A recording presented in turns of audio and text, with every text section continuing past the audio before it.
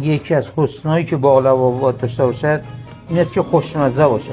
خوشمزگی باقلوا اول به بادامش است. بادامش هم حتما باید ایرانی و شیرین باشه. باقلوا حالا نهایت همین پسته و بادام با زعفرانهش. الان یه سری میان میگن گاو زبان بزنید توش، نمیدونم کاکائو بزنید توش. این باقلوا خیلی قدیمی است. باقلوایی که ما درست میکنیم بادامش خودمون تهیه میکنیم، بادام شیرین قزوین تهیه میکنیم، پسته قزوین سبز خوش رنگ تهیه میکنیم. من یه چیزی به شما بگم، آدمای قدیمی یه چیزی بودن. ما اینجا یه همسایه داشتیم، پدر من یه دونه باقلوا انداختن برای اینا. این بنده خدا پدر من حواسش نشد، خدا بیامرز پاشو گذاشت توی از این باقلوا. آقا من همین برداشتم نگاه کردم دیدم بنده خدا آشخانه اومد تو.